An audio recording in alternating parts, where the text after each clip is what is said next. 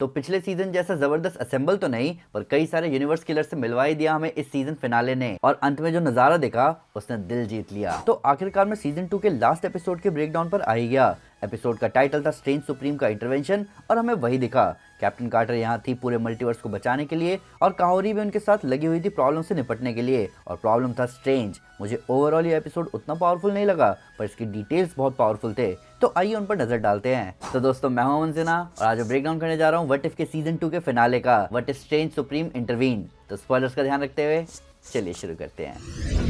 तो ये एपिसोड थोड़े अलग तरीके से शुरू हुआ। यहाँ व्हाट इफ इंट्रो में एमसीयू के कैरेक्टर्स नहीं, बल्कि व्हाट इफ के कैरेक्टर्स थे, और मार्वल आजकल ये बहुत कर रहा है। इससे पहले गार्डियंस 3 के इंट्रो में भी सिर्फ गार्डियंस ही थे। दी मार्वल्स के इंट्रो में आपको एमसीयू के बाकी कैरेक्टर्स के साथ कैप्टन मार्वल, मिस मार्वल और स्पेक्ट्रम ज्यादा दिखेंगे। ये फन नॉड है, पर उससे भी ज्यादा फन था इस एपिसोड में स्ट्रेंज सुप्रीम और सैंक्टम इन्फिनिटम दिखना, जहां स्ट्रेंज कलेक्ट कर रहा था यूनिवर्स किलर्स। अब पिछले एपिसोड में कैप्टन कार्टर रियलिटी को ठीक करने निकलती है, जबकि वॉचर उसे मना करता है, और ऐसा इसलिए था क्योंकि वो रियलिटी एग्जिस्ट ही नहीं करती। वहां बनने वाले रिफ्ट अपने आप उन एलिमेंट्स को निगल रहे थे जो वहां बिलोंग नहीं करते, और लास्ट में 1602 जैसा ही दिखने लगा। तो ये बात कैप्टन कार्टर को भी समझ आ गई कि मल्टीवर्स के साथ छेड़खानी हमेशा नुकसानदायक होती है। हालांकि स्ट्रेंज कैप्टन कार्टर से आखिरी हेल्प मांगता है और उसे भेजता है काहोरी को लाने। अब मेरे हिसाब से काहोरी ने बस अपनी पावर्स पर उतनी पकड़ बनाई नहीं है, क्योंकि उसके पावर सेट के हिसाब से उसे हराना नियरली इम्पॉसिबल है। हालांकि स्ट्रेंज को बस काहोरी को डिस्ट्रैक्ट करना था, जो कि उसने कर दिया और उसका काम हो गया। अब जब मैंने काहोरी को देखा साउथ डकोटा बैडलैंड्स में, तो मुझे लगा ये वेस्टलैंडर्स वाली दुनिया है, पर ऐसा नहीं है। यहाँ बस प्रोजेक्ट रीबर्थ के बॉम्ब से स्टीव रॉजर्स और पेगी मारे गए और रेड स्कल जीत गया। तो ऑलमोस्ट वेस्टलैंडर्स वाली दुनिया तो ये है।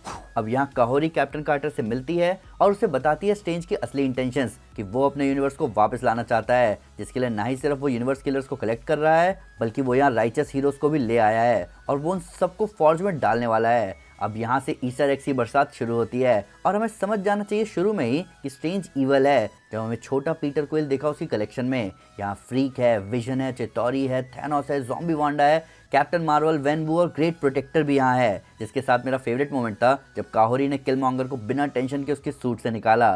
स्ट्रेंज यहाँ अपने फेवरेट डायलॉग भी बोलते हैं, जो कि हम 2 बार पहले भी सुन चुके हैं। पहले स्पाइडरमैन नो वे होम में कि in a grand scheme of things it's a small price to पे।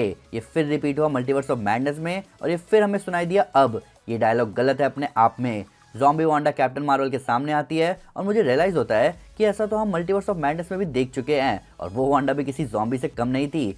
अब हमने देखा कि उस लड़ाई में कैप्टन कार्टर का क्या हुआ था। मेरा कहना है कि हाँ, कैप्टन कार्टर बहुत अच्छी सुपर हीरो है, पर जो भी व्हाट इफ को संभाल रहा है वो बहुत बड़ा कैप्टन कार्टर फैन है। वो ना ही सिर्फ इस सीजन कैप्टन कार्टर को मल्टीपल सीक्वल्स दे चुका है, बल्कि उसे सीजन फिनाले का सबसे बड़ा सुपर हीरो भी बना चुका है, और अपनी फैंटेसी उसने पूरी करी कैप्टन कार्टर को जबरदस्त वेपन्स देकर। Captain Carter literally infinity armour, probably Necrosword, Hela के हॉर्न्स और इन सब के ऊपर अपना शील्ड कैरी कर रही थी। ये थोड़ा ज्यादा हो गया, पर इन सब में काहोरी भी बहुत जबरदस्त रही। मुझे इससे भी ज्यादा हैरानी हुई ज़ॉम्बीज को हेला के आगे झुकते। ये एक फन डिटेल था, और अंत में कहीं ना कहीं स्ट्रेंज सुप्रीम को दिखाया गया कि उसको उसके डीमंस कंट्रोल कर रहे थे, और उसने अपने आप को खुद सैक्रिफाइस किया, जिससे उसकी दुनिया तो वापस आ गई, पर वो वापस नहीं आया। इन सब के ऊपर हमारा व्हाट इफ शुरू होने से पहले डाउट भी था कि सीक्रेट टाइमलाइन में बदलाव आने के बाद क्या वॉचर को लोकी का बनाया हुआ मल्टीवर्स यग्द्रसिल दिखेगा, और इसका आंसर हमें मिला एपिसोड के अंत में, जहाँ ये नज़ारा हमें फिर से दिखा। इसकी बात ही कुछ और है।